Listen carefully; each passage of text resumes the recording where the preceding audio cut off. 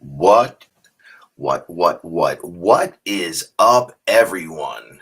It's your main man, Frank Castle, your sorcerer supreme, right here. Each and every night when we meditate for fearless meditation to bring in the Starship Fearless. What? Shout outs to everybody that's been ride or die this entire time. It's good to know you're out there. Good to see your faces. We'll give everybody a minute to come in. How you all doing? I hope you're having a great winter solstice. Portals are open. You're in. We were in last night. But that's it. There's no going back now, and it's beautiful. Not that we'd ever want to. I don't think I'd want to. How boring that sounds. It's like, well, we did all that already. You're kind of over it. And the people that are pushing to go back to the original, like on one timeline, and there's people that wanted to go back to the way it was like 2-3 years ago, and they want to live in that matrix reality, and that's good for you. That's good. All right, got a couple of people in here tonight. Greetings, fearless family, and everyone that's joining us. I'm getting a lot of reports that the energy is really good for people today. I had a pretty good day. Did shopping at Costco, which is the craziest thing, Christmas week, but it was pretty seamless. No energy afflictions. However, once everything was home and put away, I had to go down for the count for like 2 hours and do the nap thing. It must take a lot to just keep that back. I noticed the magnet was in full force today. Wherever we like pulled in, people just talking on their phone, holding their phones up like this, just talking out loud. It is just a random nightmare in that place. In most places, honestly, like people just don't understand, and they just kind of coalesce right on top of you. They just kept coming in all directions, like, and I get it, but I would do stuff like, let me stand over here. It's obvious no one is buying these specific products. There's no one here. You go stand there for a minute. Boom. Everyone's reaching over you. Oh, excuse me. I'm like, wow. And these are things that you can science yourself. So, yeah, I know me and Kevin and I were talking right before I went live. I was telling him, man, we were in there for a while today. And he was like, yeah, no, I don't want to, I don't go out unless I have to. And me too, kind of. But Paul and I were just saying, here in the Bronx, I go for a walk. You're still like going to see people and stuff. You know, I could go 11 o'clock at night and go walk down the block, cross over the parkway, and there's a bunch of things that are open. You could like get away quick, I don't know, grab a snack or something silly, and then just kind of hightail it back to the place. Most places aren't like that. You know, that's a city thing. You know, I'm a city guy. But I think we're done with that. I think I've grown through my cement housing and cracked it around me and released everything that was there. And it's time to move into a new position. I got to tell you, though, my mother was saying, I was at your brother's house, and it was freezing. And he lives about an hour away. And we're looking an hour and a half as well. And I'm like, man, it's going to be cold.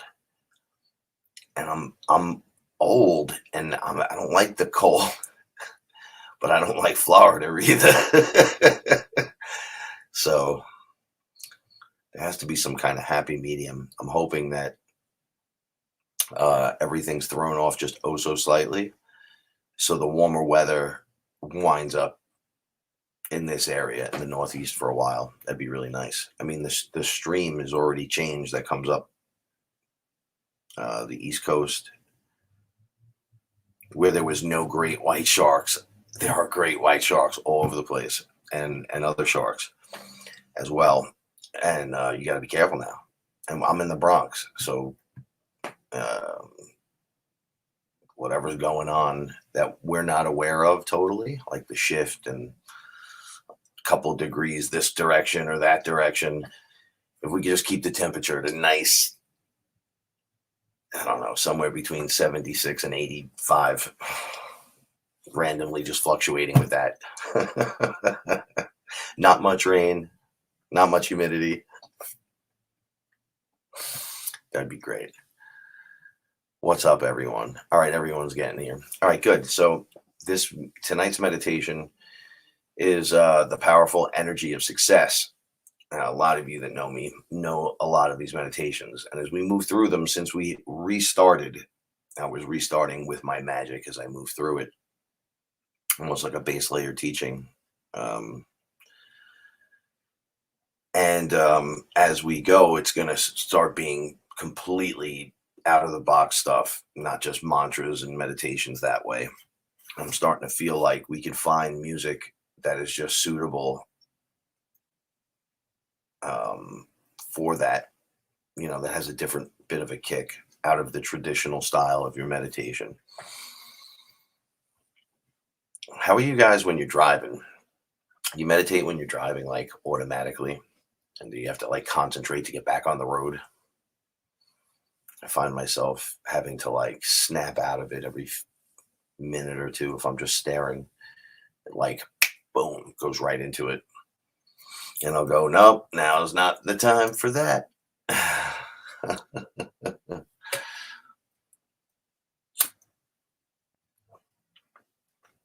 You got to be extra doubly, triply careful now out there driving around, because people will be driving up getting vaccinations and at drive-ins over here. You can pull up and get it and then drive away and black out at the wheel. That's not good. Something to keep an eye on, right? Everybody's going to need a little bit of help as we go through this. So the powerful energy of success, a magic mantra that I've been using religiously since the first time I tried Aya. Something about it just brings me right into the zone, and it has a good vibe to it.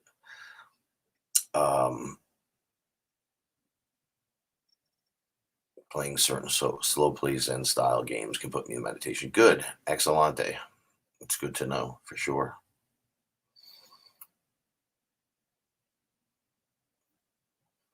There's so many different ways. Just be careful when you're like, I slip in and out of it. So I'll have to even be careful, like in the shower. I opened my eyes once in the shower because I had them closed for like 20 minutes because the meditation was so hardcore. It was like I was having a DMT trip. And when I opened my eyes, it crushed me. And I almost fell. I totally was like slippity doo dah. I was like, whoa, gotta be careful when I'm doing this.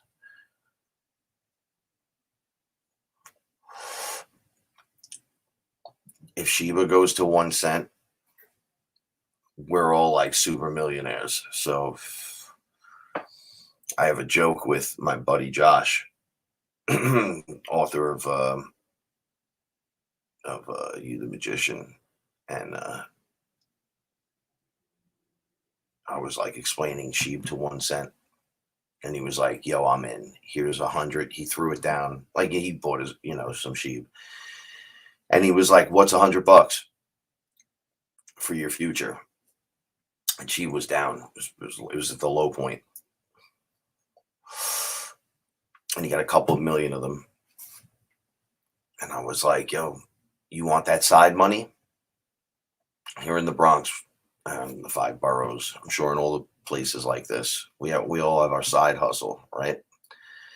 What if she to 1 cent was our side shuffle, right? The little hustle on the side, so I don't have to touch Bitcoin ever. Like I have XRP, and then they stopped and they went to court and all that, and I held it. It was like 1,200 of them. I just threw it on the side.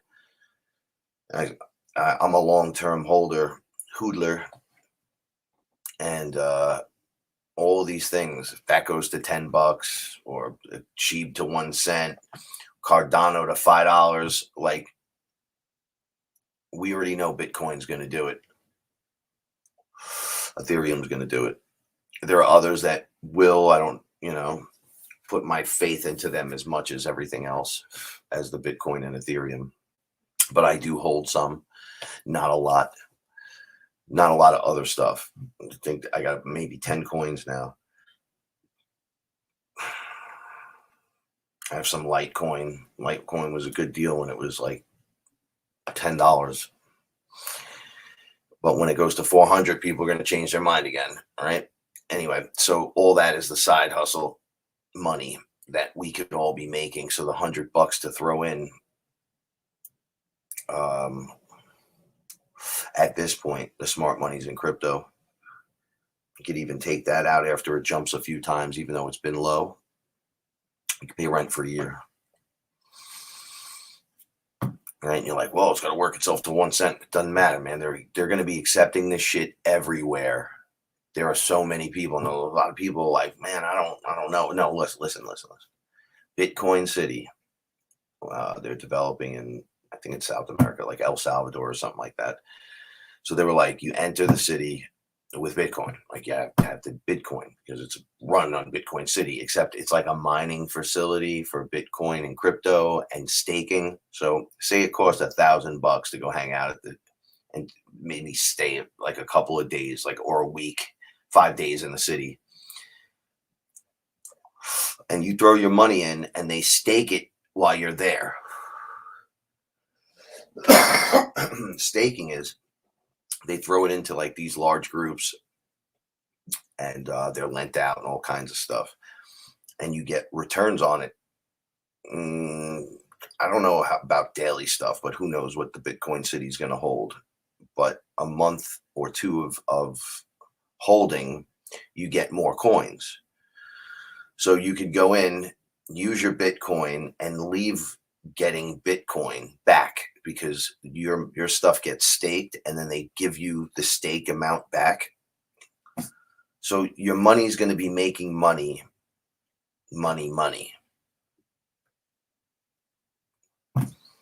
That's I can't explain it better. There would be no reason why any entity would want to work with me under DMT, ayahuasca, and mushrooms and teach me economics and show me Bitcoin, Ethereum, and gold and silver. Those are the obvious ones.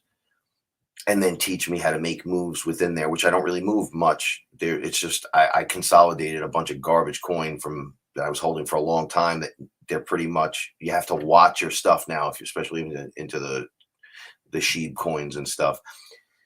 There are coins that aren't going to make it, but they're going to be good for now.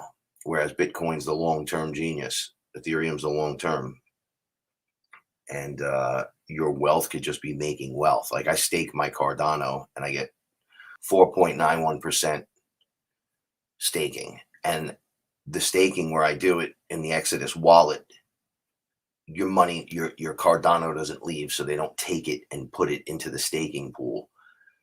Everyone on Exodus is allowed to just keep it in their wallet, it never moves. But the money, but the number, every few days, I have another Cardano, right? So I'll be earning like 25 a year, just hold, maybe I think it's like 40, honestly, a year, just holding it there.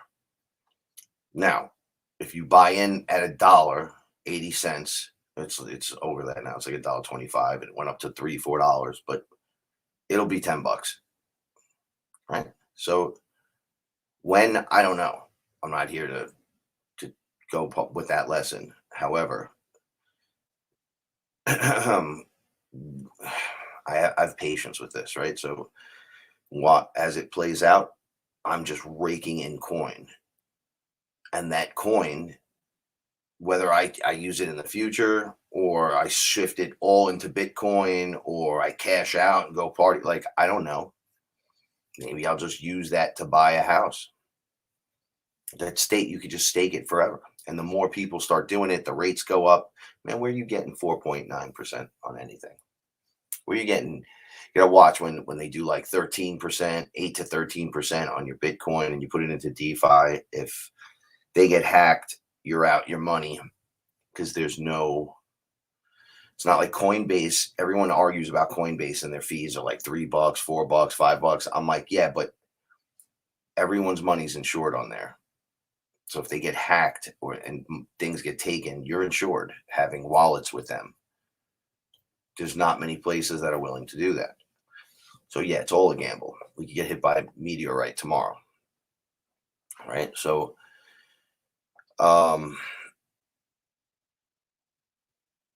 yeah, that's another thing. Like, if you move to my understanding, because New York, you can't do much with crypto, but if I don't touch my crypto, there's no gain that I have to pay a tax on until I move this stuff, right? I'm not trading. It's just sitting there in a bank. And now, naturally, one day when I move it and or do something with it, you have to. But um, to not play the game with them, back and forth and back and forth and back and forth and back and forth with every little transition and transaction. I'm like, make no transactions. You don't have to worry about anything. And naturally, later on, you got to take care of your business.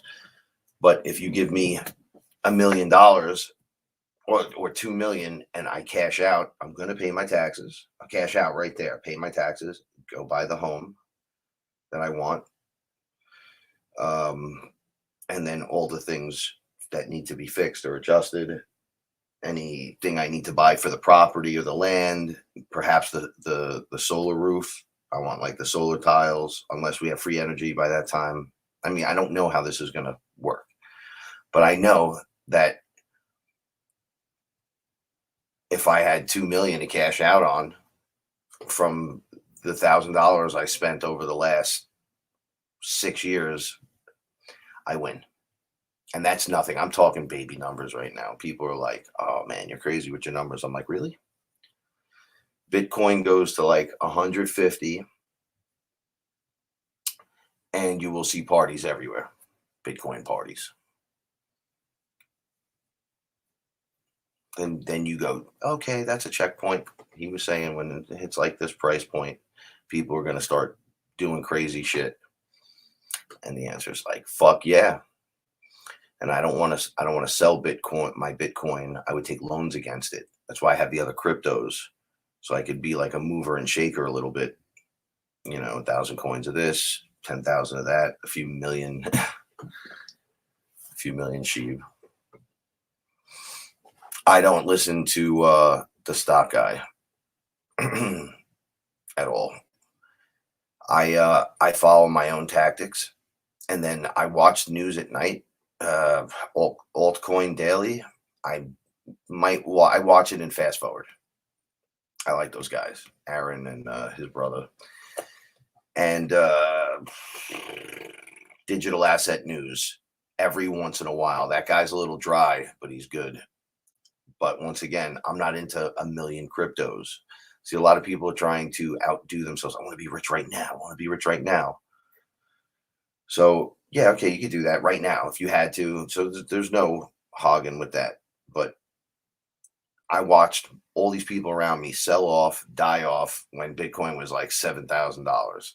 When it did that weird thing where it jumped to 20 and then went back to 3, I bought in and then it went up to 60.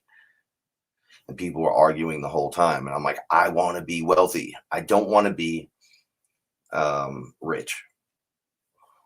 I want to be wealthy. I want to own the land. I want to own the house.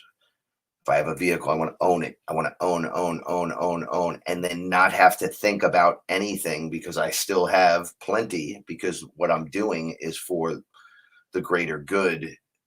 Like we want to plant, have ayahuasca things, we have our own mental journey of what's going to play out in front of us so we can help people. I want to grow some stuff, man. I want to be out there, see what I can do. I know you get massive tax breaks here in New York. So here in New York, I'll say to you, okay, so if I go an hour, I have to pay 20,000 or more tax a year. And you're like, what? 20,000 in taxes? And I'm like, right? That's crazy. Everything's ridiculously gorgeous, but you go, God, we'll go live in Pennsylvania for a tenth of the price in a mansion. And it's like, hold on. You go an hour and a half, that drops to like between 11 and 15. Yeah, it's still all expensive. I get it. But then you get on a tenth of an acre, the USDA will give you a 10,000 or up to a $10,000 tax break if you have the setup to go farm to table or some shit like that, but don't actually do it. So you don't have to sell it. You can just have the tenth of an acre growing. They have the check. I worked for the USDA. I know how this works. They'll show up, an inspector will go, you need this, blah, blah, blah. And that's it. You just fucking do what's on the checklist and you get a $10,000 tax break. So what happens if you move an hour and a half north? You find the place that you want and the tax are 11,000 and then you get a $10,000 tax break and you're paying $1,000 taxes. That's how New York works. I don't know how other states work, but that's pretty good fucking tax break. And that's just one thing. I don't want horses and all kinds of weird shit. As you go up north, they have all that stuff. But like I do ayahuasca ceremonies. I would maybe Airbnb a section of the property so people could do certain things over there. I want to try maybe growing hemp. I don't know. What can you grow in New York? I fucking have no clue. Like I'm trying to look into all that. I watch Sustainable Me, and that guy's in Australia, and I'm like, okay, this is great, but I'm in New York. Right. And then there's a lot of indoor stuff for New York and guerrilla gardening. And I'm like, no, I don't want city growing. I want to be able to grow this on this. So I could check this list off. And then this will make my belly full all winter fucking long because it's cold and snowy. And who else can we help naturally? We want to try growing regular kinds of mushrooms, not psychedelic. Because we're witnessing with the Paul Stamets mushrooms that we've been taking, all the bottles, like they have like stuff for breathing, stuff for respiratory, stuff for your blood, stuff for your fucking foot, and this or that. If you read the ingredients, there's like 6 to 8 mushroom types, and then they're just randomly mixed at certain amounts, not randomly, but as I'm reading it, I'm like, oh, well, the respiratory one has this amount, this amount, this amount of these. And then you move over to the next one. The blood one has the same exact thing, but plus this. But then the next one has the same exact thing plus this one. So I'm like, they're just grinding it up and mixing it together. Right? Yeah, they're doing it scientifically and all that. So you get a really good bang for your buck, I guess. I don't know. But what if I was just eating that? What if I just ground it up and fed it with the cat food in with their food? I watched Roxy's tumors shrink. She had them all over her neck. They're fucking gone. There's one that's like right here and you could feel it. Like I've squeezed it and it feels like it's not, I don't know. Like I can't, like all the other ones were like big and grippy. You could just grab it and be like, what is this over here? What the fuck is going on? You could barely just do that to it. I'm like, wow, it's really small.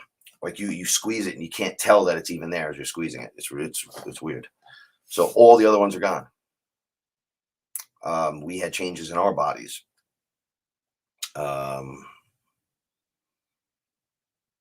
You could almost feel that it's cleaning you on a weird level and giving you stuff that you would need. You're not necessarily getting because we live in the big city. And unless you like shiitake or something, you're not really getting mushrooms. Like you think there's millions and millions and millions of people going to the store and just buying some mushrooms and putting them in the meals every night? No, you're buying a little thing and I'll do this for a steak for us on one night. And then here's the other night. And then that's it. Because if you were buying those, you would be broke. That's why I can only afford, I can buy one of these if I want to get all the other products I want. Okay, so what if I was just growing them all? Now I don't have to pay for shit. I can take as much of it as I fucking want and I can sell the rest. I can give the rest away. I could use it for the food for the animals. I mean, it grows every day, like ridiculously. It's not like you're waiting months for this stuff. It's a month, maybe two. And then it just, you chop the whole thing, starts up again. Ask anyone who grows mushrooms. They'll be like, oh man, those fucking things will grow all over the place. All right. So if you're doing that, let's say indoors, in giant clean tubs in a sanitary area, and you're just like, yo, this is fucking crazy. I got like these fucking tables under these lights of these mushrooms that are just beneficial, not not psychedelic.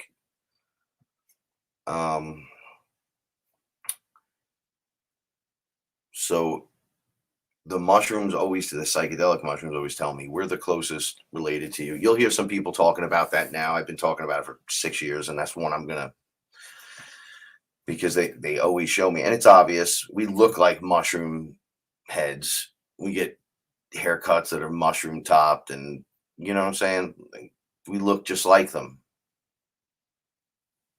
They're in everything. They've always been in everything, in the lore, in the background, in the descriptions of history, in the walls and the hieroglyphics. It's there. It's all there. All right. Yeah, psychedelic mushrooms are fucking great. All right. And you should try them if you have a chance in life. You should, and you shouldn't do it once. You should do it a bunch of fucking times, because each one is different. So to say like, oh, I did it once, you're not the old style tripping. This is like a spiritual medicine and an experience. And you can choose to go for the long walk and go to the Yankee game if you want, and eat some pizza and scream in the movie theater. Or you can sit in silent darkness. You can do what we do here. I just throw music on and I let it go down. I don't know what's going to happen. I'll talk to it. Like, I see a lot of people don't talk to the mushroom or the ayahuasca. Like, it's not just intent. It's like, if she was a person and standing in front of you, what would you say to her? Well, you haven't seen her yet, but let's pretend she's right here, right in front of us. What would you say to her? Well, I'd like to, this with myself and know who I am. But I know I got to heal and do some work. And, you talk to her like you talk to your mother. You address the mushroom like you're talking to your sibling, right? Your best friend. The mushroom was like standing next to me on one side, and the mycelium was moving through me, and I could see my chest and like my lungs look just like it. Like, it's all of the nervous system. It looked just like it, and it was moving through, and then it would pop up on this side, and then I put my arm around it, and it wasn't growing a face. It was like the mushroom top. And it was just what you would think. And it would get like this big and turn around and look at me and go, I'm your brother, man. Like, nobody's related to you like I'm related to you.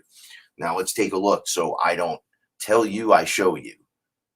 And I'm like, well, let's take a look. And we go through a version of Wild America while we're under. And I'm like, wow, it's true. And you guys are everywhere. And there's layers in the dirt where like you're under that. And then like your mycelium throughout the planet. And this connects to that, connects to that, connects to that. So it's all like a biological Wi-Fi because everyone's touching. Everything's branching out. Everything's projecting the signal or absorbing signals and processing it. So mother knows what's going on. Just the way the glands on your face do things, and the way you feel when you eat something, and all the different tastes and the sounds and the crunch and the this, it's all being recorded and put in. And, oh, I like it because it's like this. The earth is doing that as well, right in front of you. You ever see a sunflower? That thing doesn't look like a fucking giant eye staring at you. You don't think that's recording wind speed and temperatures and animals and functions and who's been there and who's not been there? You don't think they're tracing and tagging and tracking all these other creatures as well? All the systems of control they're biting off of the original way to do things, like a symbiotic relationship where it already is there biologically and organically doing what you're doing now. Technically, what you're calling digital, we already have real fucking life. It's interesting, right? Yeah, golden teachers of easily champions of the light. Golden teachers taught me many a lesson. Although I've had some stuff recently off the charts. So when I know the mushroom's a different strain, I greet that mushroom. Hello, how are you today, mushroom? Thank you. Glad you're here. I'm going to eat you. Get in my belly. Try not to beat me up too bad, but you're the teacher. You know what's up. So I'm going in with you. And there'll be some days where I don't want to fight a demon, and I don't want to see weird shit and like that. And I'm like, hey, could you just take it easy on me? And it's not like a trip. It's like the same exact thing that happens under DMT or ayahuasca happens to me, except there's no like out there in hyperspace. I'll be sitting in this chair and I'll just look up, and whoever's in frequency or whatever's about to happen just are there. So it's as if Paula got up and was like, here, Frank, let me help shave your head, and got up and started shaving my head. I was like, oh shit, Paula's there helping me shave my head. They're doing some weird thing with your chakras. Oh, we're just here fixing your chakra, but they're there. And I'm like, you're not a hyperspace entity. You're like a physical character. And oh yeah, of course. Hold on, I got a cat at the window. One moment.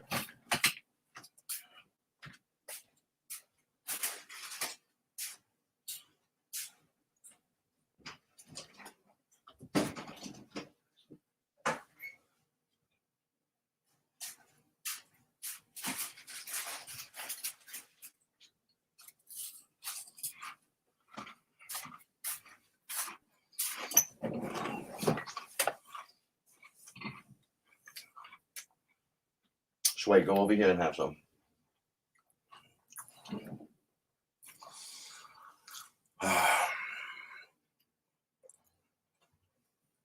Anyway, I'm glad there's a bunch of us here.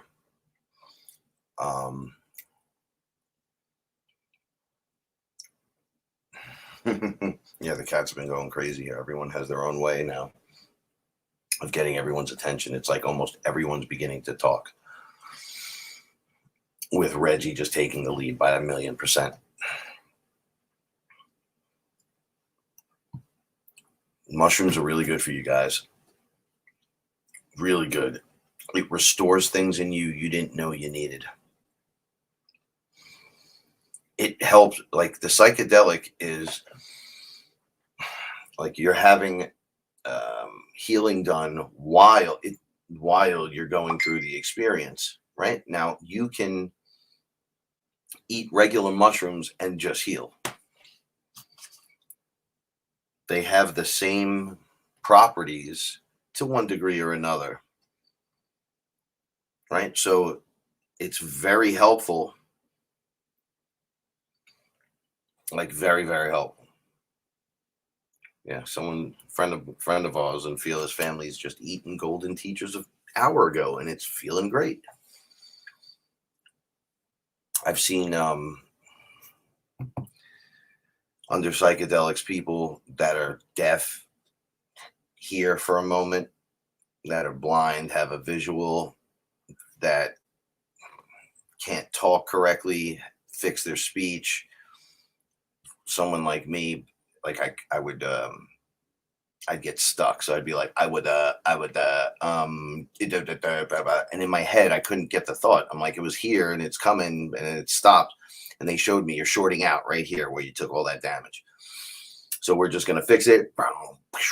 And it just expanded out like a cap over my head, like a mushroom dome of electricity. That was my brain now is activating and moving the right way. And here I am with you guys, not having any of those issues. Just, I mean, the benefits far outweigh everything. There is no negative side effects unless you do something stupid. The negative side effect is you get up and fucking throw yourself down a flight of steps and you run from the monster in your room right into a wall and bang your head. You walk off at the ayahuasca treatment place where they're supposed to be watching you and you get eaten by a fucking alligator. You fall off a fucking cliff because no one's paying attention. That's those are unfortunate type things that are very easily fixed by just relaxing in the right place with a friend that has an eye on you, and or building up into a position of responsibility with self Like it's really weird for me because ayahuasca, the mushrooms, DMT. I smoked DMT here once.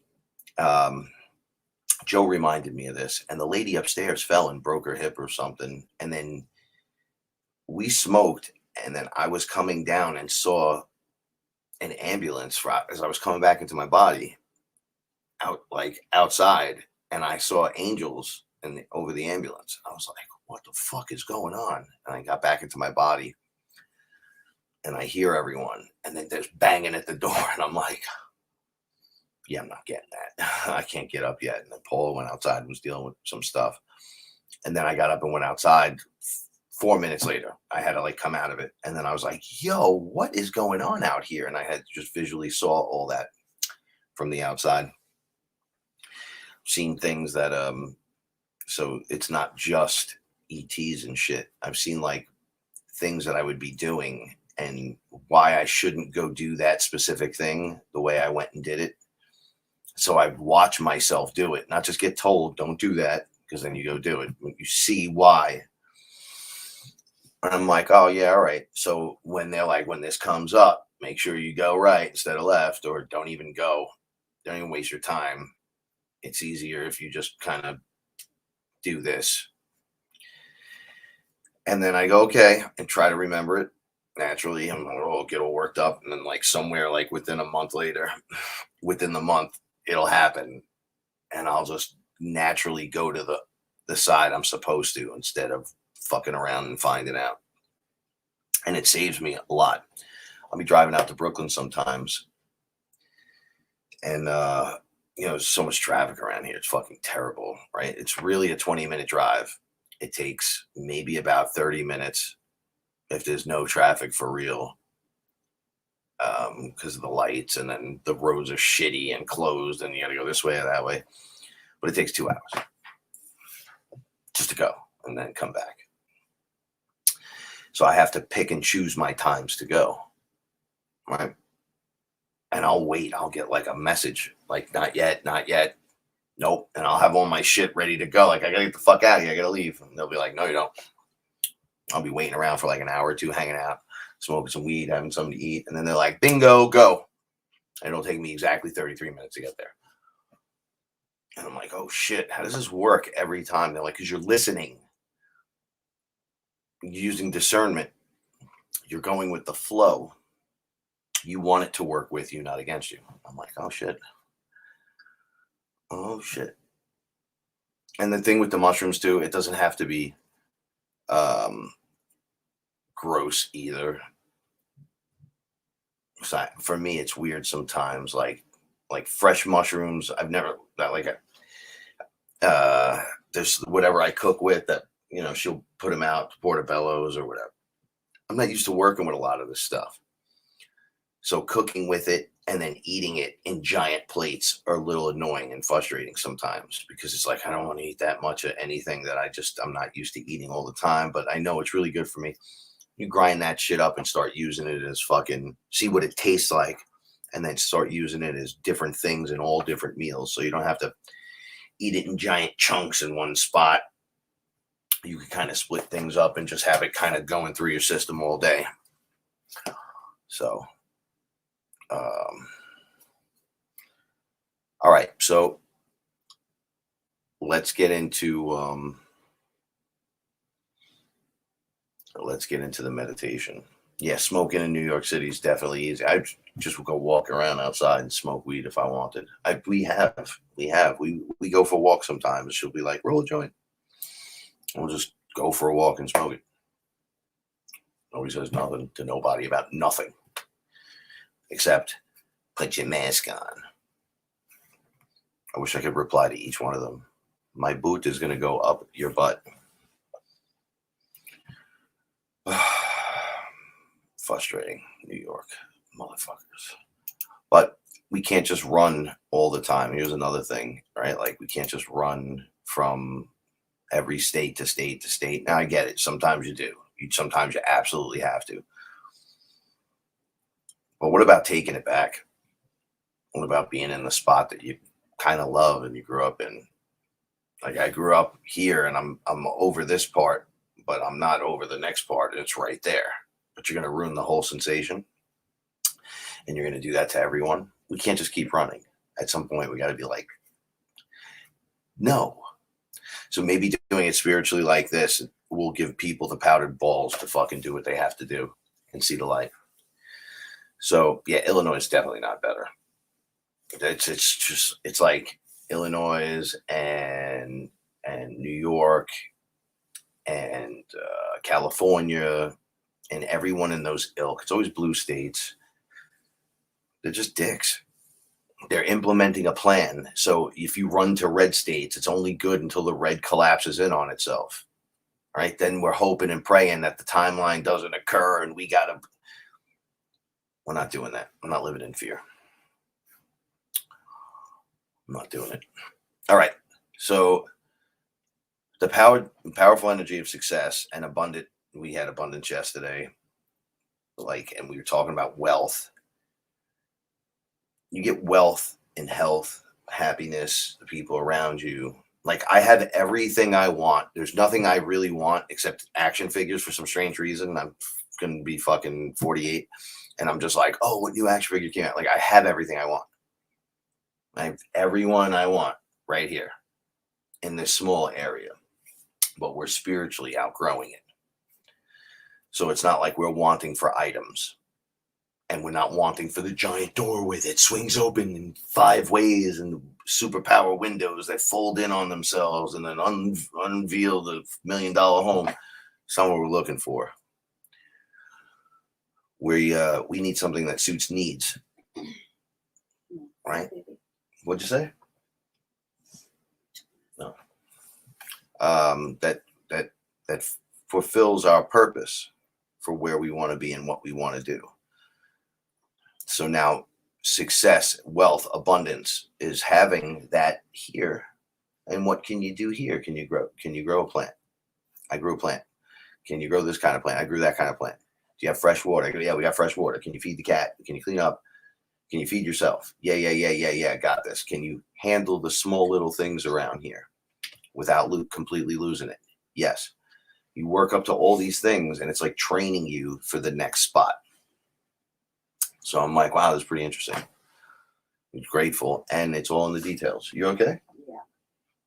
You know. No, just making us. Oh, very good. Paula says she loves everyone. So, I love you guys. Love you girls. We're going to bang this one out. We're going to really get the vibe going. Remember, you did it. We're doing it. Ganesh yesterday said, you don't have to push till your brain's exploding. Have fun. Have fun. Relax. Don't be so tight, but it doesn't have to be the perfect move or the perfect position. Get comfortable. Relax. If you can't, maybe walk around and listen. Maybe don't listen. Maybe just go for the walk and try to focus on a thought, or just go for a walk. That's it too. Living meditation, right? There's something for everyone.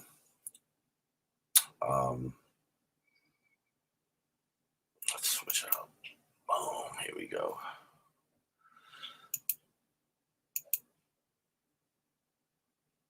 Let's make sure the volumes are right. All right, get your sage. Light your sage, light your candle. Get your water. Get ready.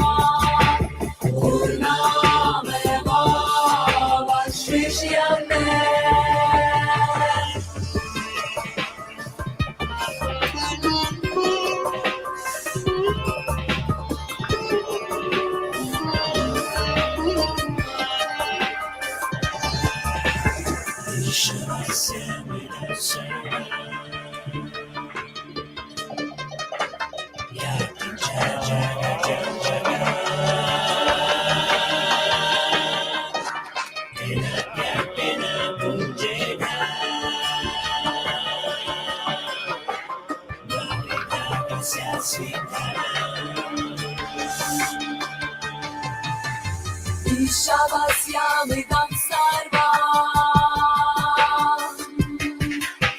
Yat kincha jagatyam jagat Prematyakena punjita Magrakakasya svikama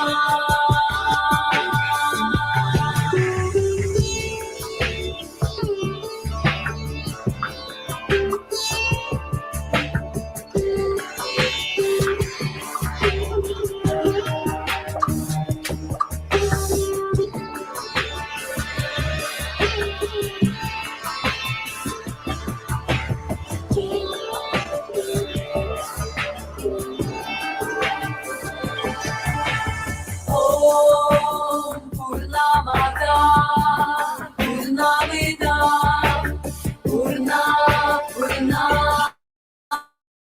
Mudachyate Purnasya Purna Adaya Purnameva Vashishyate Om Purnamada Purnamida Purna Mudachyate Purnasya Purna Adaya Purnameva Vashishyate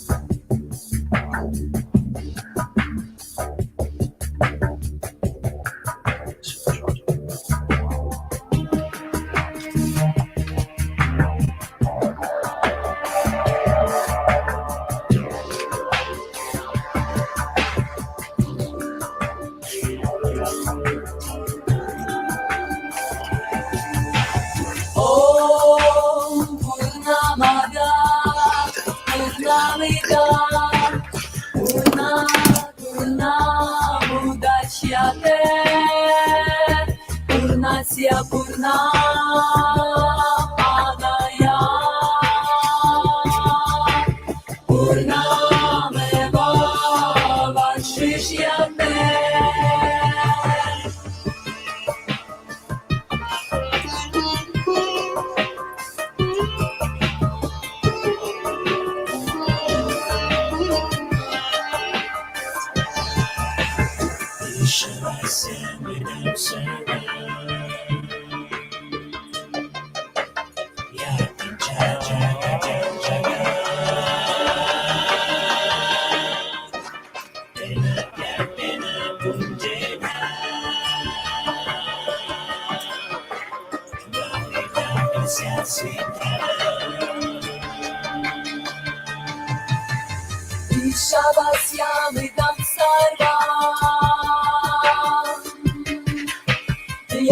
yakincha jagatyam jaga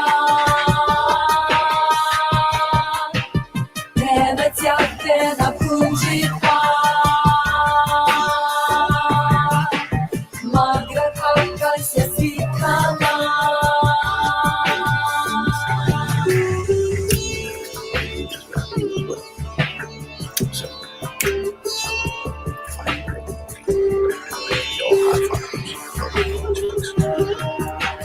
So,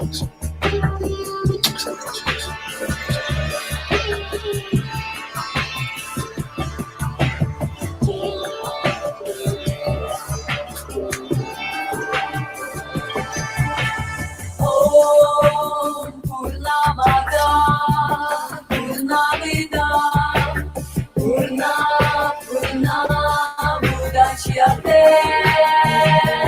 Purnasya Purna Adaya Purnameva Vashishyate Om Purnamada Purnamida Purna Purna Mudachyate Purnasya Purna Adaya Purnameva Vashishyate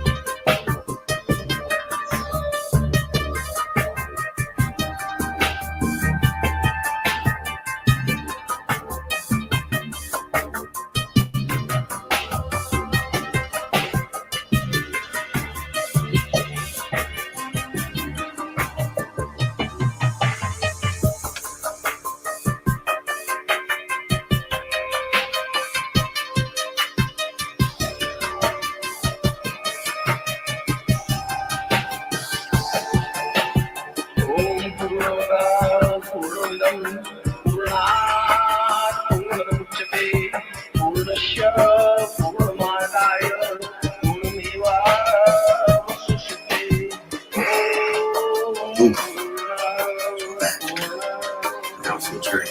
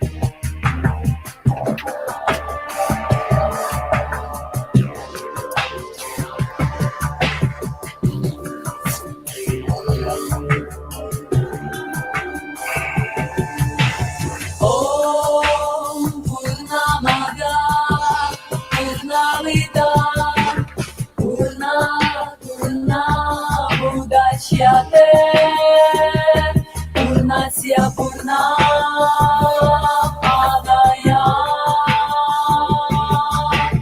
Purnameva Vashishyate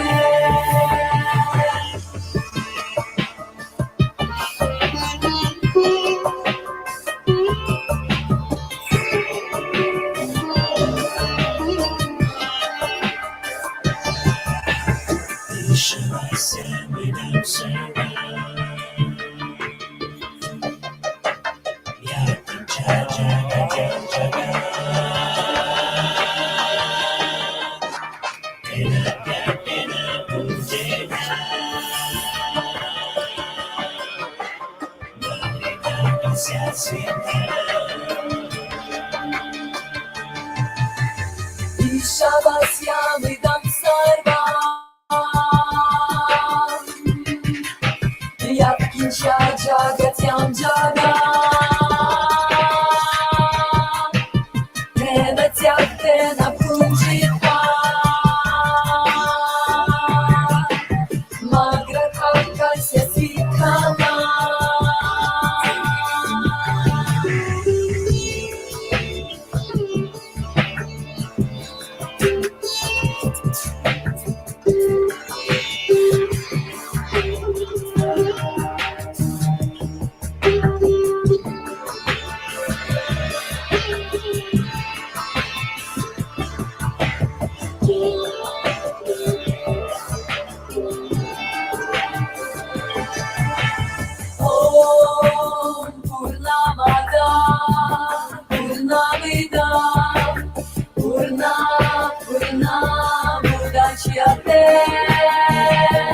Purnasya Purna Adaya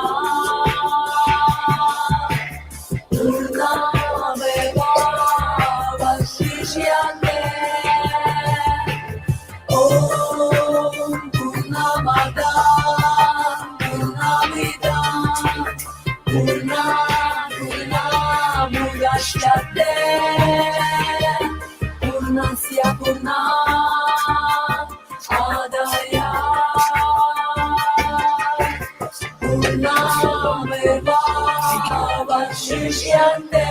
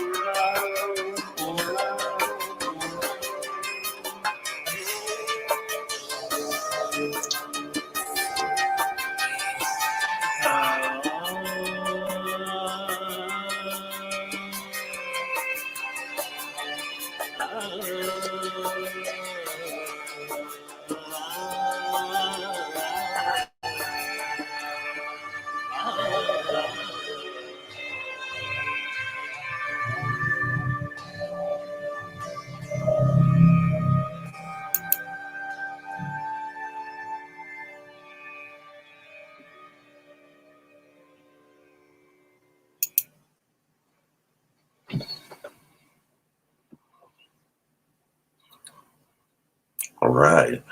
Take a minute, bring yourself back.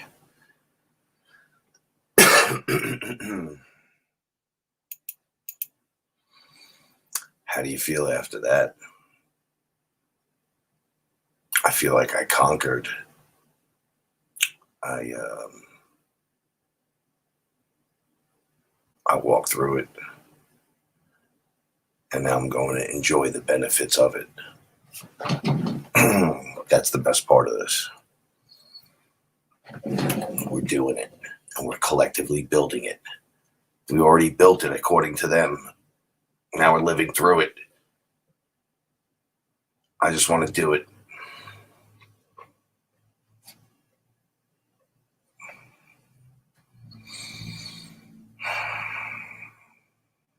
The journey is definitely interesting, but there's a part of the journey where you're like, okay, I've been walking the salt flats for a minute. We got to get to the next chapter. And that next chapter is going to shine. And you know what? Tomorrow's going to shine. 5 minutes from now is going to shine. Every moment's going to shine. My existence is shining. So I'm not going to wait and hope on the future that I wish and hope was there. I'm going to throw that shit in the vortex and get moving. Everyone's allowed to complainy-blainy a little bit. It's all good. It's okay. Just remember who you are and what you came to do, what you want to do, what you want to.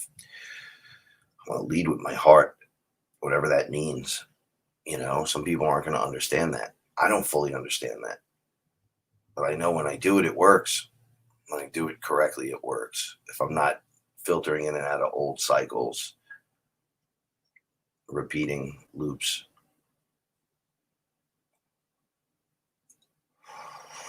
that shit ain't fun no more. All right? Break them. Do the unexpected. Like, you know, you always say no, say yes. You always saying yes, say no. Try something different. Try a different outlook, a different thought. Do the one of the one of the ones I'm really been getting on top of is that first thought being a good thought. And I'm a couple of weeks in, and I had a bunch of failures and a bunch of successes. And I'm in like day 4 or 5. Just I don't count. I don't write shit down unless it's a must or once I throw it into the routine, it becomes like a function. It's just how I am. Right. So I'm like, oh, the good thought's been pretty much every day. All right. So I've had a few, I couldn't sleep last night. Man, I fucking tossed and turned all night. And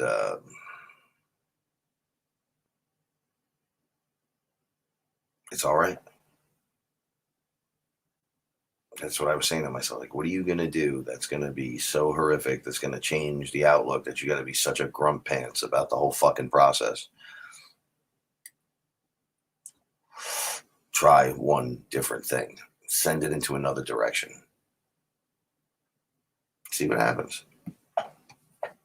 This is fun, right? It's fun to watch on TV when they're doing it. And then it's like we get lazy when we do it, but everything's based on us.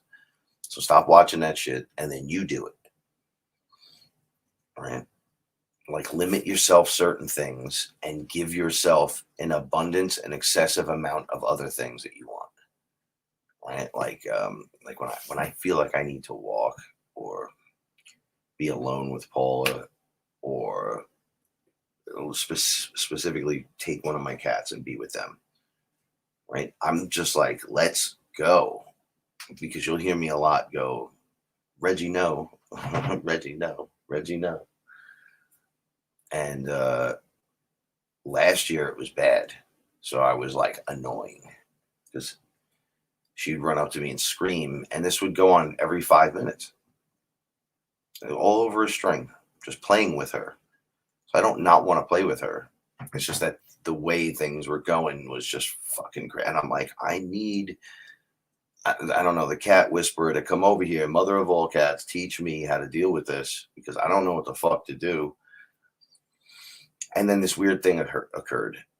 I found this cool rhythm. And then Reggie and I don't know, we built this model.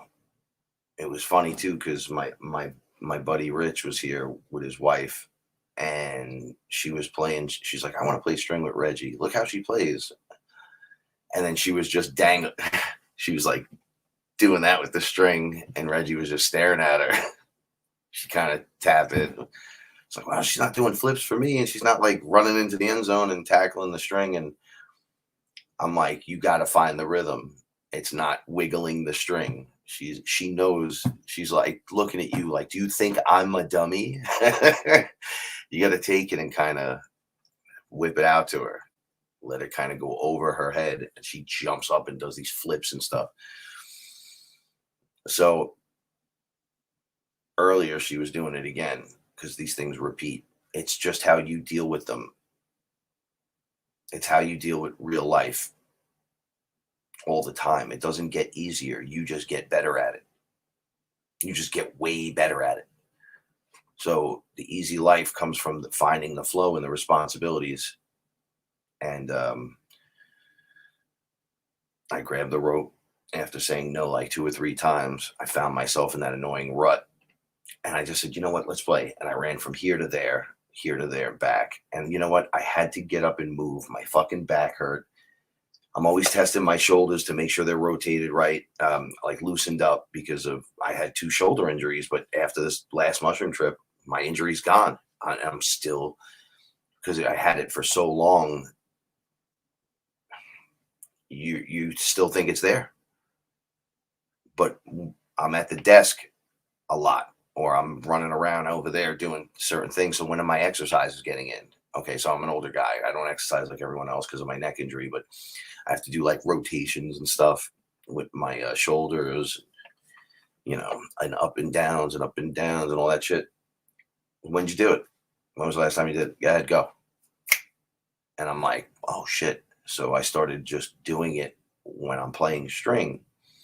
And it turned into this little dance we do from inside to the outside and back again. And then she puckers out after 10 minutes. That's her new thing. She goes, and then she just like sits on it and then walks away. And I'm like, oh, if I could do like 3 of those a day, I'll be stretchable. I'll be pliable. I'll get in all my little exercises. I'll get in a little bit of meditation. I become a master with throwing this fucking string. I'm telling you, if I had like Spider-Man's webs, you'd be in so much trouble. I'd be caking everyone. See, it's fun. I don't have a problem with it. It's not like a stress where you'd be like, ah. Now we all have those, whatever that is. Some people, it's if their fucking kid talks. So you can always work on that. Or how to react. Like my brother, he answers the telephone. What is it? Oh, hey, Jew. Man, what you talking like you're a gangster? And you're a fucking sanitation worker. You're 40 years old. Cut it out. And I'd be like, hey, man, how's it going? I mean, like, you answer the phone like that all the time? That's why nobody wants to call you. He's like, no, I deal with motherfuckers all day. And all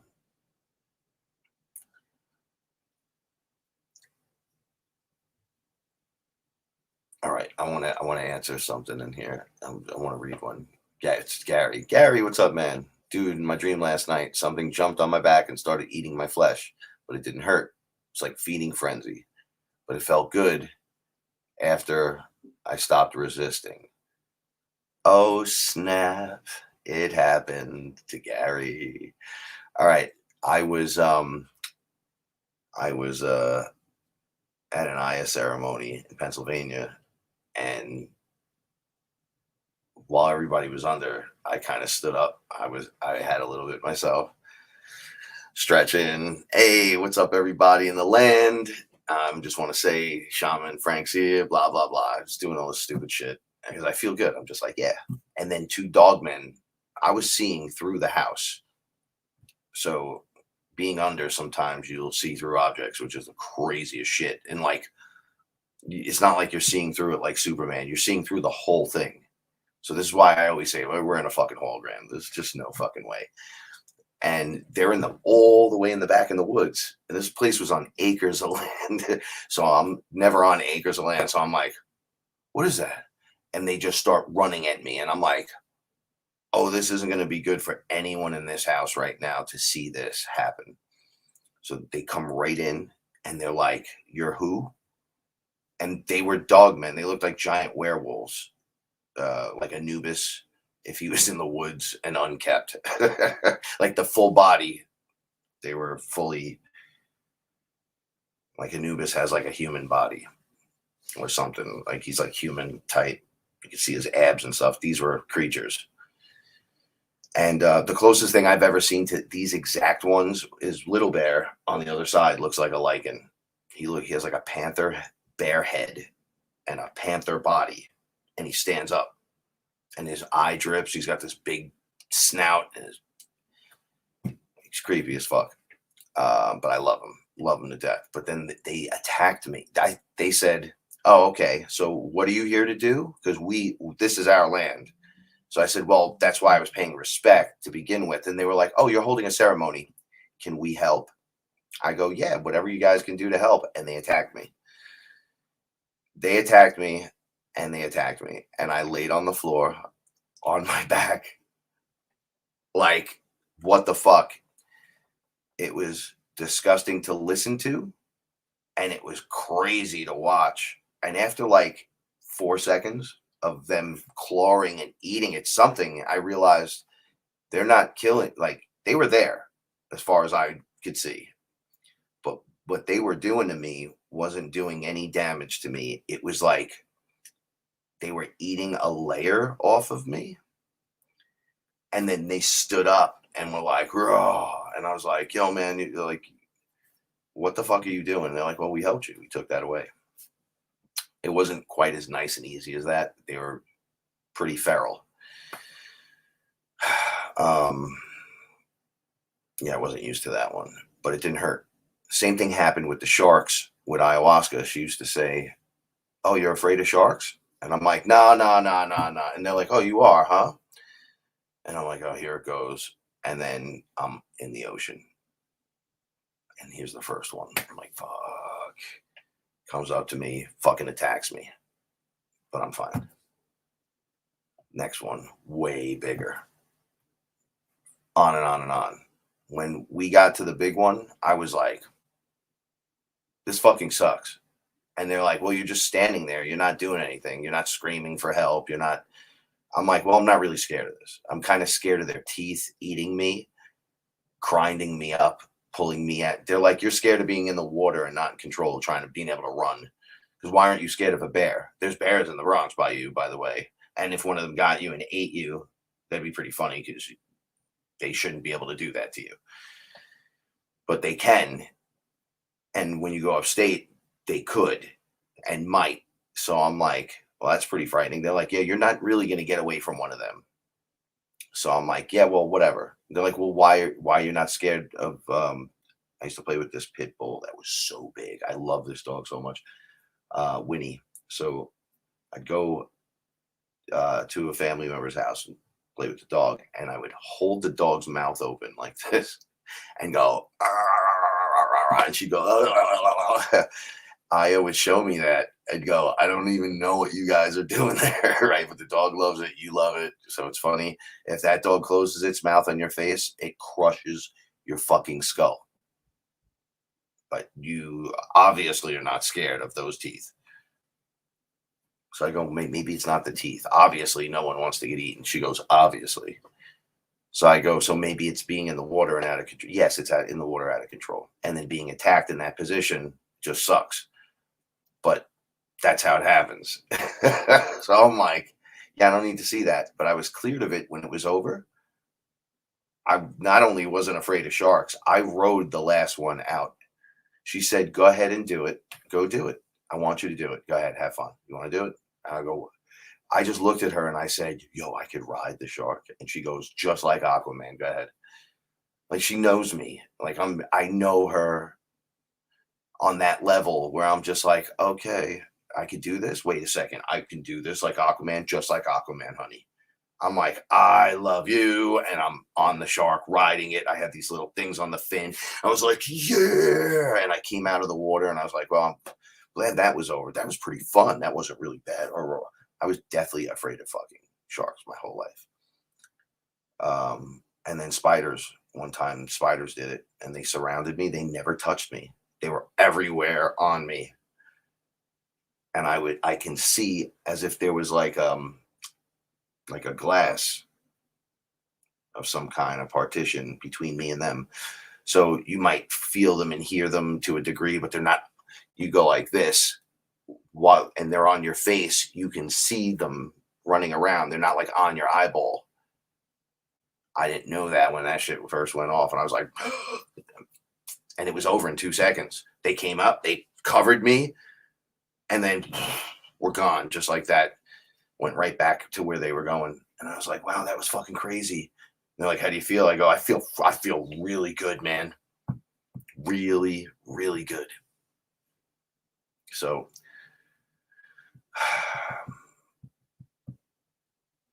that's them doing their job. That's them doing their fucking job.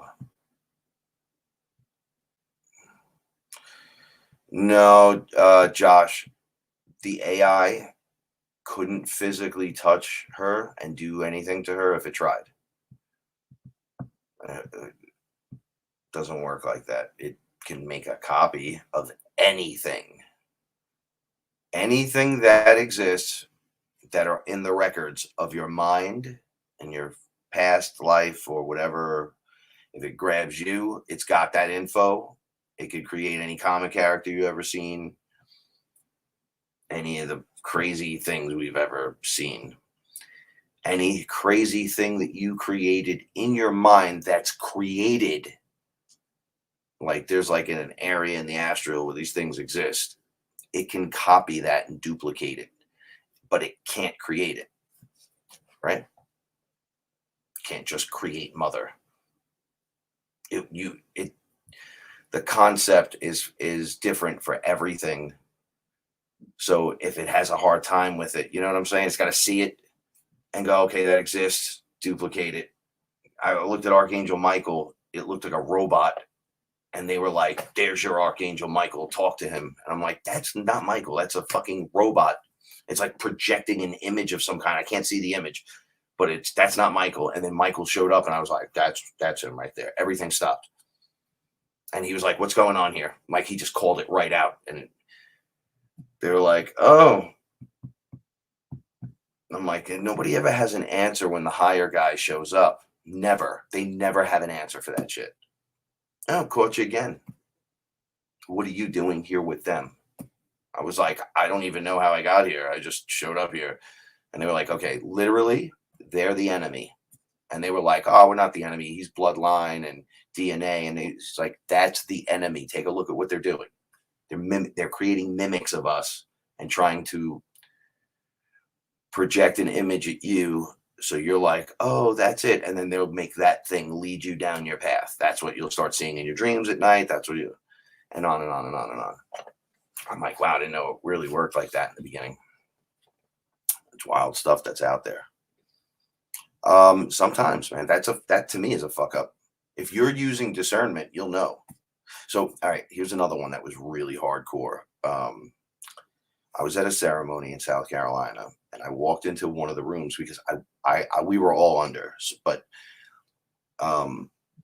allows me to walk around and do shit. She's like, get up, you got things to do. You got to take a look at this one, do this one. It's like she's working with me. So I'm like, okay, cool. So these two dudes were outside on a porch. It was pretty high up in the air. It was like 20 feet up in the air, and it was like screened in. And one of them was in there sitting on the floor, like freaking the fuck out. And the other one was standing there like he was debating someone. So from the outside, it's all screened in. So I'm in the house. I come and I open the sliding door, and he's talking in like multiple languages. Right. And I'm like, whoa, I couldn't tell what was happening at first. So then I stopped and I was looking, and I see it. It just all appears. Everything that they're seeing, I tap right into. And it was like every deity that we talk about, Horus and Ra and Sekhmet and Lakshmi and on and on and on. They were all there. And it was like a court where they were blaming us. And this kid was defending us as if he was a lawyer. So they had multiple beings coming up and talking about times in history where apparently I did something terrible, even though I wasn't invited to this gig, by the way. So he's busy defending. The brother's freaking out on the floor. And I go, this can't be right. I'm looking at Sekhmet, right? Because she's, to me, so beautiful. She's standing right across from me. So I look at her, and she's just looking at me. And I'm like, yeah, that's not Sekhmet. Like, I knew. I'm like, there's something wrong here. And I peer into the back behind people, and there's Sekhmet. She's standing there like. So I'm like, holy shit. I look down, and under the porch, all I see is tentacles coming up, controlling these different deities that are yelling at this kid. And he's defending us, and he's doing it in multiple languages. He's doing it in the language of the being that's there, which I was like, how are you doing that? He's like, I have no fucking idea. He's like, but we fucked up really bad. I'm like, nah, nobody fucked up nothing. I'm literally here with ayahuasca. Like, I'm with her. She told me to come over here and check on you. And apparently you need checking up on. You need to come out of this room right now. And they were like, well, they turned on me and started yelling at me. And I'm like, you guys see that? They're all here. And he goes, they're all here. You don't see them. And I'm like, look down. Just look down. And he wouldn't do it. There were tentacles everywhere, puppeteering these characters. I'm like, you think Sekhmet would waste time taking you to a court of equity? Son? Are you bugging? I'm like, do you even understand what these characters are at this point and who they are and the archetypes and the things they fulfill and fill in the universe and shit? Do you have any clue? Well, obviously I do. They're here, and I'm the one that's arguing the point. Why would ayahuasca waste your time? with any of this. I'm like, I'm the shaman. They sent me in here to get you. Come inside the house. Absolutely not. We have to figure. They were crying and they were like, we're going to die tonight. They're going to kill us all. I'm like, ain't nobody killing nobody, motherfucker.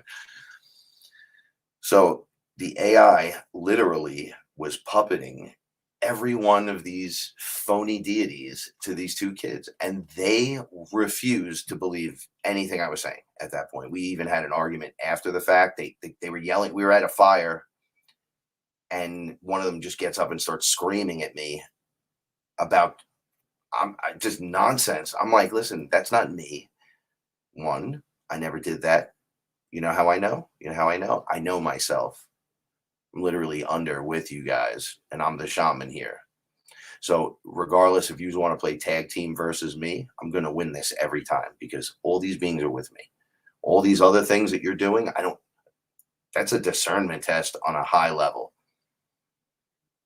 They let that go on to see how long you'll fucking put up with it.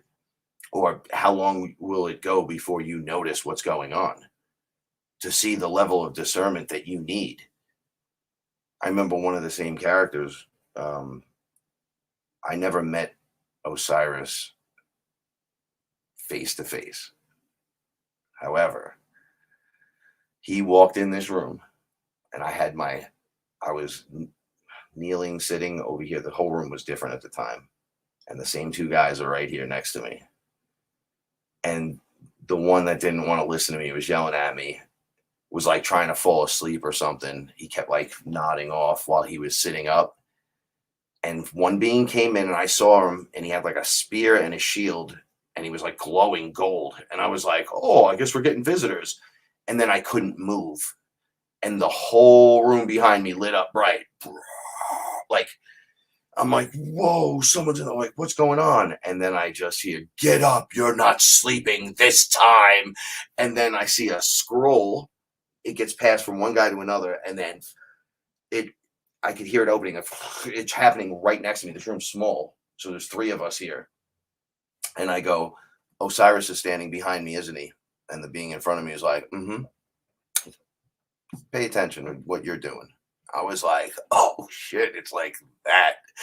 And they had this kid on his knees reading this scroll. Now, the scroll was light language from what I saw on the scroll. Right? It was just the symbols and shit. When you look at it, it spins and they will reveal images and information.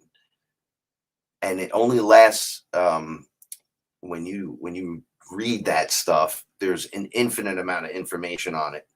But to download it into you only takes a moment. So all you got to do is look at it, pay attention and focus, and then it'll start revealing. And then it's downloading the whole time. You get this permanente. It's all your stuff. So it didn't last more than a few minutes, maybe 10 minutes in all in the room here. And then when it was over, I turned around. I'm like, yo, man, are you okay? And he was like, yo, I ain't going to talk shit no more. I'm like, you talk shit all the time, though. I'm like, you're always like, I don't believe this. I don't believe that. Fuck, they were nice people. But in complete disbelief. I'm like, well, they came in here with fucking guards. What was that about? He was like, he forced me to read the fucking scroll. He goes, he had me by my hair, like the back of my hair, and was like, you're going to read this. So that's for someone that's not listening and paying attention. I was in some temple, and there was a guy showing me around, and there was black goo floating. It was just floating over. There was these two pieces, and the black goo was like right there, just floating. You could see that it was black goo. And I looked at it because I had never seen nothing floating like that. So I'm like, hey, what's that? And then he was telling me something, and I hear, hey, you got a problem with me. We can do this right here. And I'm like, did you just say that to me? So the guy talking to me I couldn't hear him. Like, it got lower. He was trying to talk. I could see that he was trying to be like, hey. And I'm like, what the fuck did you say to me, motherfucker? I'll fuck you up. And this thing went and just got huge and was like, let's go right now. And I was like, whoa. Bang. Dude slapped me right in my face. He's like, what's wrong with you? And I looked at him broke my focus from this, and it went right back into this little ball of goo, and it was just floating between these two pieces. And I go, "Did you just fucking smack me?" And he goes, "Yeah, I'll fucking do it again. Did you just see what you just did?" He goes, "You're not learning nothing here." And he goes, "Apparently you don't know. That'll say something to you, get in your head, and then you'll turn around and confront it, and then it grows stronger. It gets louder." So you turned around and was like, "What's up, motherfucker? Let's do this right here." And it just, and I was in shock when I saw that. They were in shock. They were like, "Whoa." Yeah, I got a potty mouth over there too. So, um, weird stuff, man. And you'll recognize it. You'll see it. Abaddon. Here's a classic example. The main demon in the 7 layers of hell and all that bullshit. The main one. He's a fucking robot. There's nothing organic about him on any level. I got demons I could pull out, even though I know they're part of the hologram and whatever, that are more organic, in air quotes, than Abaddon is. Abaddon was a straight robot that just projects fear from it. The thing on its chest was projecting a light, and that light just projected your shit back at you. So you saw him at whatever scared the shit out of you. And then it gets worse as he gets closer if you get more scared. I wasn't scared. I was looking at him going, "What is that?" I go, "I guess this is it. We're going to do this." But I had already been in the darkest depths of hell. It wasn't dark. It was it was like the last chessboard before like 4D or whatever, where they can't play against you anymore. There's just no more chessboard. So there were souls just bumping off of it. And then people were on it, and then down there were layers with so many chessboards as they go down in the frequencies, and we've come up through all this. So we're on the way out, like literally 100%. So they're like, your last thing that you got to do. And I talked about this last night. We fought it. We beat the shit out of it. And it just reformed and went back to the chessboard. We pulled it off the fucking board. That's how strong we were. As like, there was a lot of light beings there, but I'm just going to say FearLess family, because Robert was right next to me again, and he was cracking jokes as we were doing this. But we like took it off the board, away from everyone. That's why I was like, "We're going to fucking finish this for everyone." And they're like, "You can't finish it for everyone, because the person down there on the other chessboards don't know. They have no fucking clue what you know. No clue. They're just living life, and there's whatever they believe." So Abaddon's going to be the example of that fear. So thus, obviously, you won the fight, but there's no win to it because you're not. And I went, "We're not here to fight." Fuck. They were like, standing up for yourself, protecting yourself, and fighting that way. That's one thing. But like fighting wars, like, "Come on, we'll get a bunch of us and we'll go rush these motherfuckers." They're like, "Yeah, you can't do that no more. We don't want you doing that." When I heard that the reptilians and their friends were not just soul recycling us, but they were using elementals as energy source by taking them as they try to come here and intercept their soul properties and pulling it into the tech, right?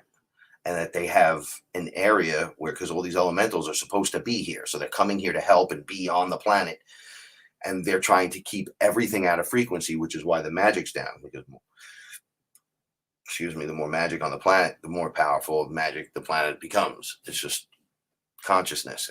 It's beautiful consciousness, and their physical forms allow them the ability to do whatever special thing it is that they can do. Whereas the light body, the light being, we get to do it all, but everyone gets there's like specialists in things, right?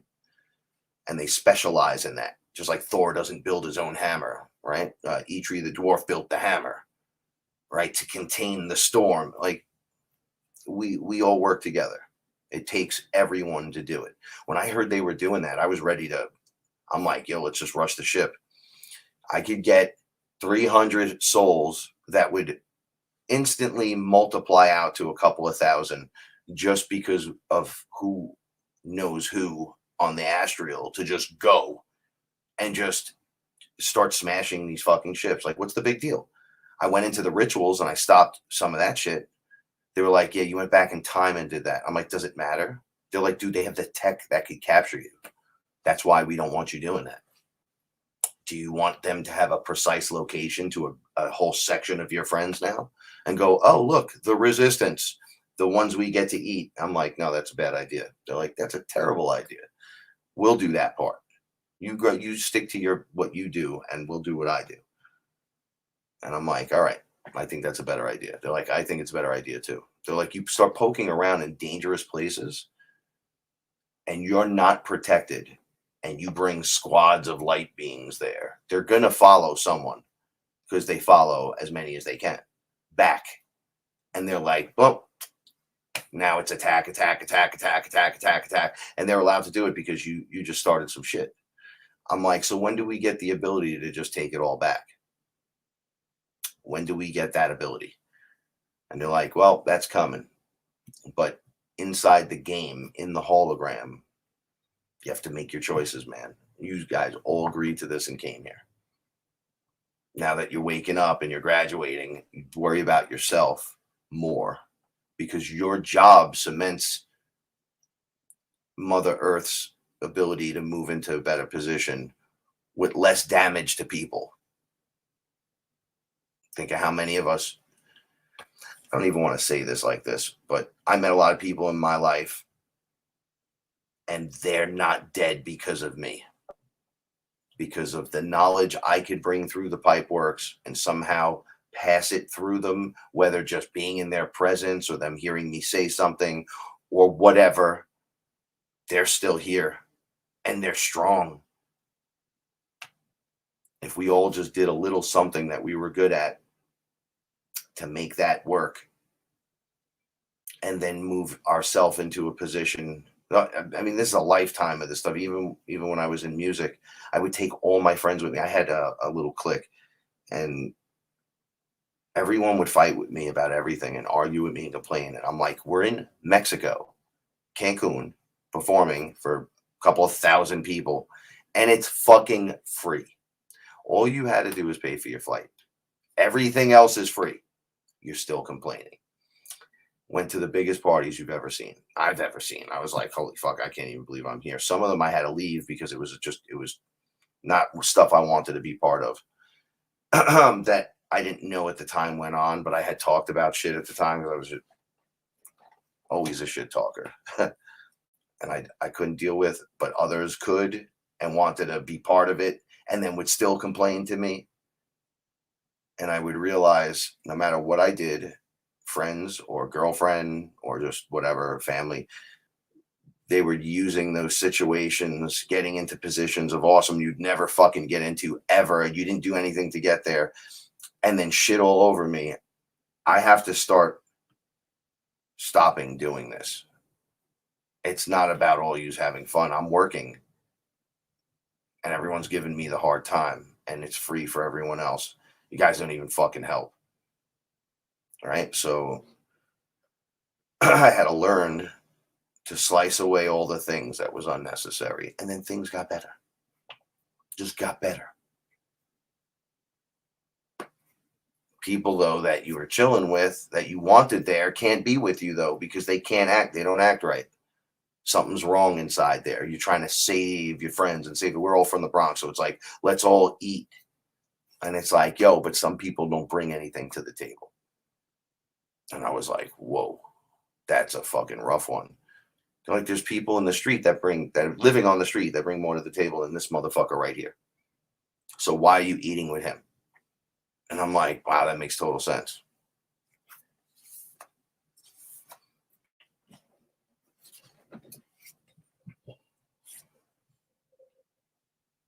We just got to do our job and hold the light.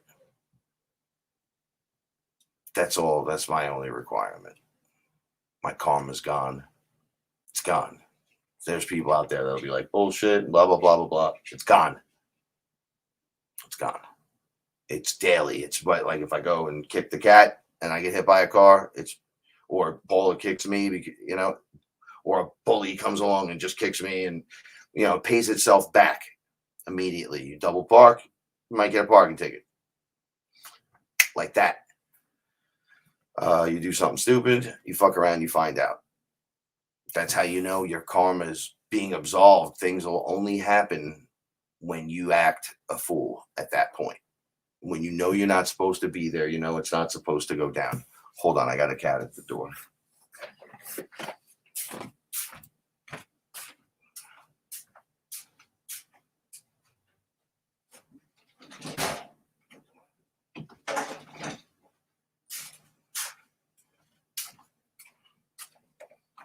How you doing? You want to come up here and say hello to everyone? Oh, you're so cold. MC Reggie, say one more time for the. There you go. My only requirement now in this world is to make it. There's no more saving.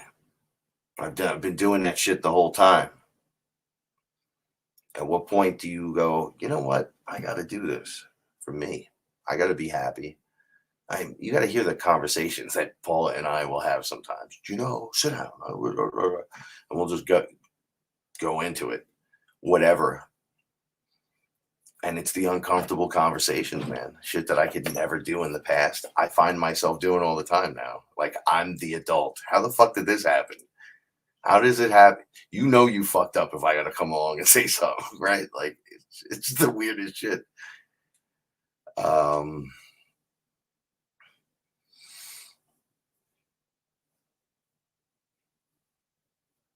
So as your emotions kind of float out and go out to here so you can objectively look at them, things like black goo can't attach to you because the actual emotion isn't here. You're not holding it in. People who release things understand what I'm saying. Like, they pack it down deep and they hold on to it and they build up like a cancer around it. All that stuff's got to go. After all that stuff, and you work to your physical structure and your spiritual structure into this weird balance. Like I said the other day, this stuff, the emotional detachment thing, that happened this week. I talked about it in the first or second meditation. I was like, I don't know what the fuck's happening. It's like out over here. So if it's 3 weeks in total since this started, so it's not like I'm sitting here going, I'm putting in the work. I'm here with you. You see what I'm doing? I do my own meditation. I'm a regular guy, run around, do all the things that I need to do. And I got a lot of responsibilities, a lot. I don't know how I got this many responsibilities, but we got a lot. But we're doing it. We're doing it. It's your awareness and your focus on it, right? Like, I'm aware. I want to be here. I love my life. I wish it was better. Oh, okay. How do you wish it could be better? Well, if you make the list and you start thinking about it, if you say to yourself something like, if I say something like, well, I wish Paula was more like this, then you have a problem on your hands, because other person shouldn't be on that list. Ouch. It's going to hurt a lot of people maybe in the pants. Well, if they just acted, then I would be. No, that's not true. You're lying to yourself. You would never be, no matter what, until you go and do it. Then you prove it to yourself. Otherwise, you're just talking shit. Right?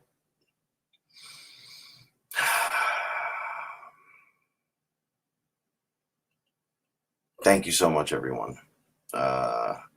I appreciate all of you and love you so much. I really do.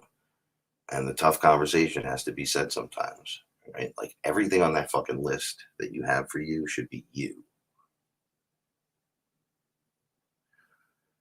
A smart person will figure out how to grow into a teacher, to teach, learn, teach. Or if that's not being accepted, be out, right? So go where you're wanted, where the energy flows good to you. So when you go into that checklist,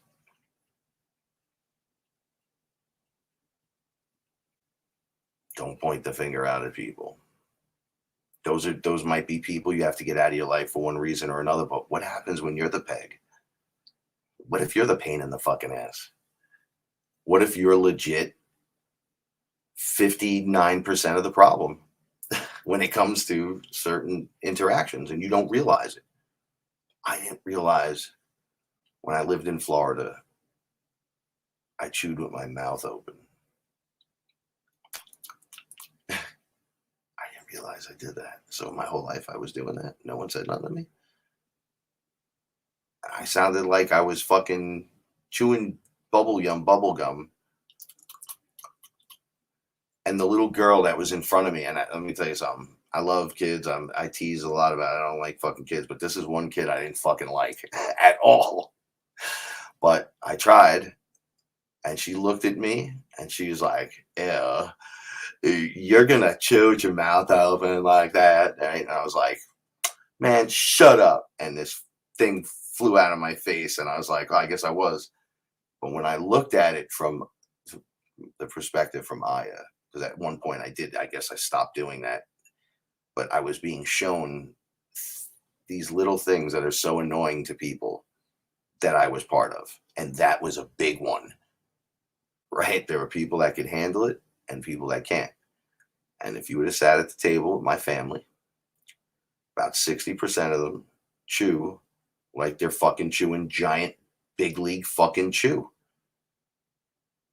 They're missing half the teeth in their fucking mouth, or growing up in a house with 10 decades of fucking different, levels of people, grandmas, great-grandmas, great-great-grandmas, and then son, brother, sister, whatever, nephew, and then kids. Everyone's in there and they're copying someone that they're close with in DNA.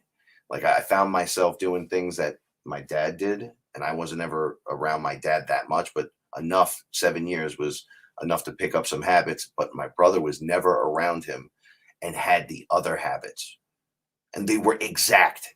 It was some crazy ass shit. So we all have it. The things that will drive people nuts about you that you do to them that you're not aware of. Now, these are just some good things to know about yourself. If I got too judgy with me, they would be like, "Yo, stop judging yourself. You're okay." But do you chew with your mouth open like that? I'm like, "Well, no, I haven't. I'm never going to do that again." But now it's like Paul, when I was in jail, I had a few incidents, and I was also cooking when I was in there.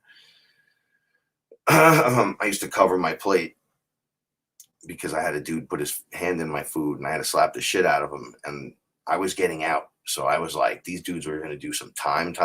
I was like doing 4 months. So I was like, yo, I got to just do my shit and get out of here. And right there at the 2-week line, smack. So I had to just derail someone. So I started with my plate, like I hold it with my pinky close to me with my hand up over it. She hates when I do this. And I sit there and I'll fucking eat like I'm going to manhandle the plate, like I'm blocking everything, covering my mouth so you can't see that because I might have to stab you. It's a weird fucking thing to have to think, right? I still do it randomly. She's like, why are you doing that again? I'm like, what are you talking about? Oh, shit. I'm doing it again. Right? And then I'm like, all right, I got to relax with that. I'm even sitting in position like I'm going to start doing it because I'm thinking about it. I remember the feelings that when I was there. So I'm already adrenaline right now thinking about it. Like, I'm going to have to cover this and I might have to stick this in your neck. And I don't want anything to do with this. I don't even want to be, I shouldn't even be here. Right?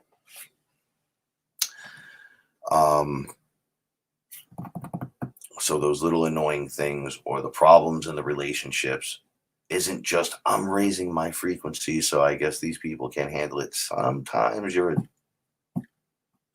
if it's just with two people, it's 50-50 sometimes. You know what? It takes two to tango. So you have to look at this stuff, or else you'll find yourself in another relationship or in another friendship or another thing of some kind doing the exact same thing down the line. And you'll wonder why this repeats and you'll blame other people. But meanwhile, it's what you're doing that's causing that.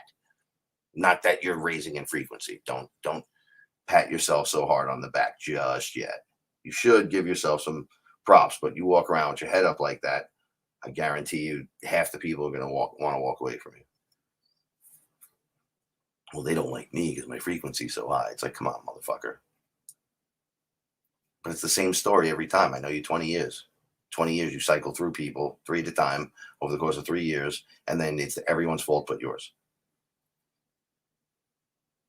I don't even have anyone I'm thinking of in my head. I just know what I used to do. And the kids around me, I had a producer that used to, when we had nothing to do because we were already doing it, he would cause trouble. With first, it was like if somebody was trying to hang out with us, he would go, "Oh, this kid right here is a fucking dick," or whatever, and it would start. And you would see him pit people from my group of friends against whoever this kid didn't like. And then when all of that was done, he would start doing it with us.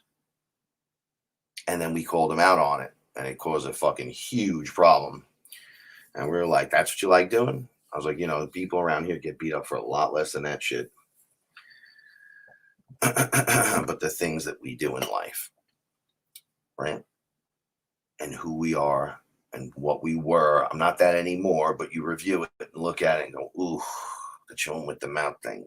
Who the fuck's going to want to make out with you after dinner, after eating like that? Like, think about, you want to know why Brad Pitt gets laid? It's not just because of his looks. Maybe if he wasn't chewing like at the dinner table and then going like, "Oh, does anybody want to hook up?" Like, that's not gonna pan out.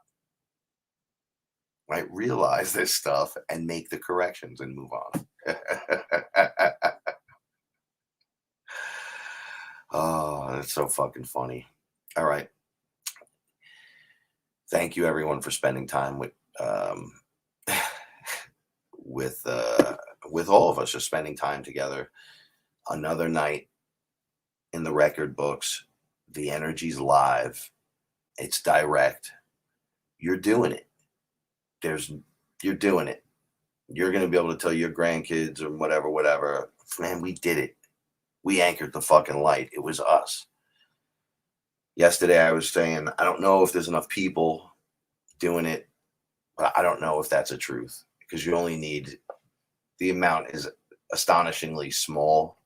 And when we get on the same page, you guys notice major change, right?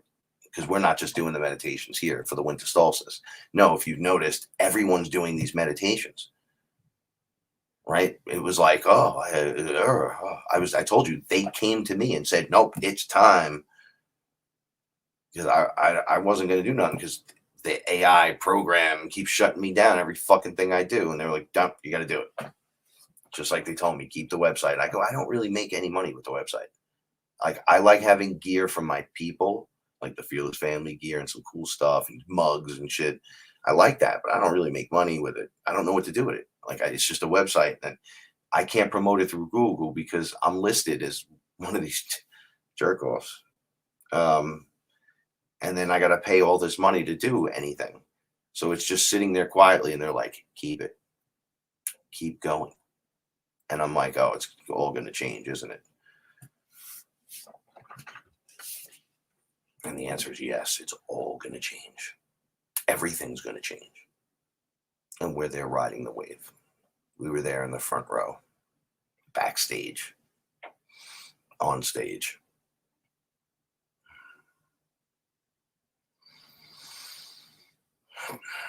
So we're going to meditate again tomorrow. I know I've been spending a lot of time with you guys at night, and I'm sure Kevin, KG, Sons of the Sun. We got a song done, by the way. It's really good, and it's Kevin heavy, and it's good. I love it, and I think we got the design done tonight for the cover, so it could be released. So that's definitely good stuff. But he sees me out here doing 2 hours with you guys every night, and he's like, "Get your vocals done." I'm like, "I can't scream in the house. It's dead. It's so quiet here." I heard them upstairs. I don't want to tell you what I heard, but you could hear it if you just listen, because that's how quiet it is. I'm like, are we in 5D? Oh, no, Guess not. They're still there.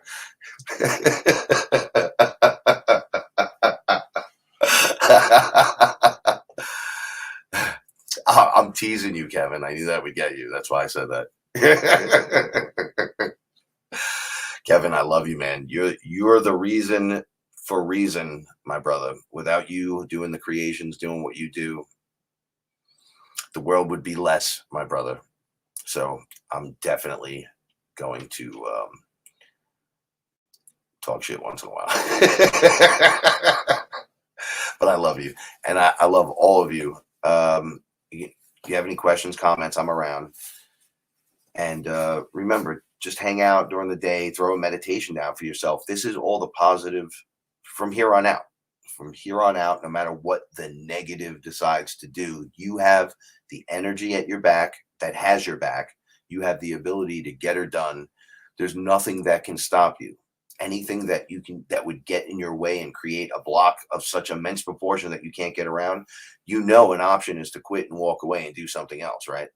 There are other things you can do. That's why it's a heist.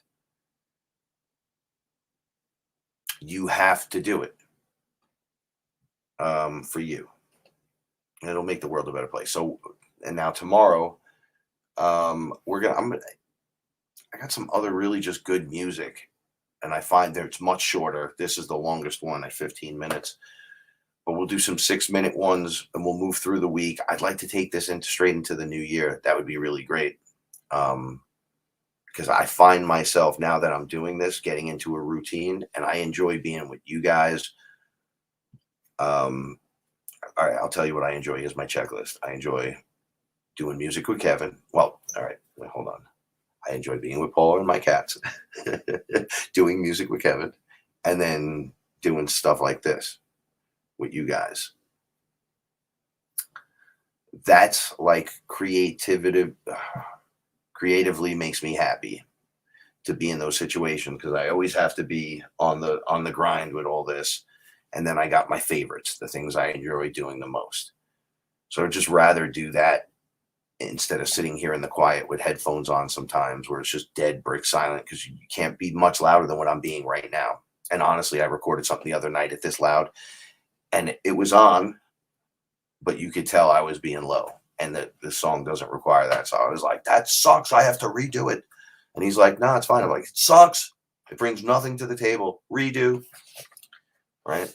So I'm going to spend my time wisely with the people I want, around the things I want to do, and usher in the new year this way. Because I know a lot of us play off this new year thing and fucking hits hard. I don't personally give a shit about the new year. It does nothing for me. I'm in New York. You don't go down there for the celebration ever. That's the stupidest thing ever. Even if you wanted to see it once, you'd be freezing. Just saying, okay, Happy New Year, everyone. You should be like, Happy New Day every day. As soon as your eyes open, you should be celebrating this fucking fact. Some of our celebrations are mad fucking weak. I'm just going to let you know right now. Mad fucking weak. Right? We all know about time and the construct. The calendar's off. You're right. Christmas isn't Jesus's fucking birthday. Valentine's Day, that's every day, man. Mother's Day, every day. Father's Day, every day. What the fuck? What is going on here? And then just guys that discovered America that didn't really discover America, that just murdered people. Everybody murdered people. Yo, man, I don't want to celebrate any of this shit no more. I want to celebrate you. I want to celebrate me. All this other stuff is nonsense, right? Take it slow. It's Christmas week. What is today? Today's the 21st. The Matrix comes out tomorrow. It only got fucking 4 out of 10 on IBM or IMDb or whatever. I don't know what the fuck these things are. So at least we have the Matrix. Maybe we'll do a Matrix review later this week, right?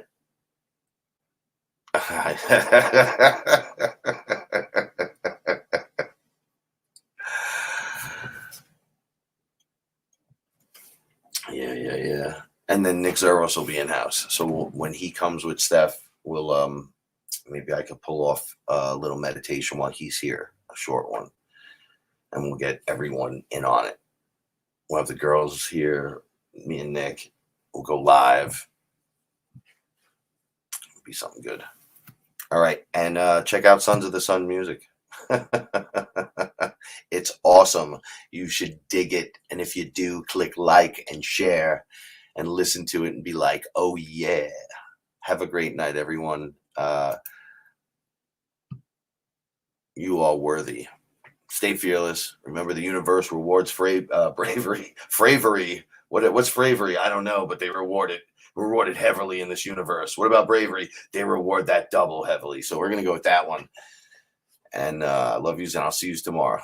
Peace.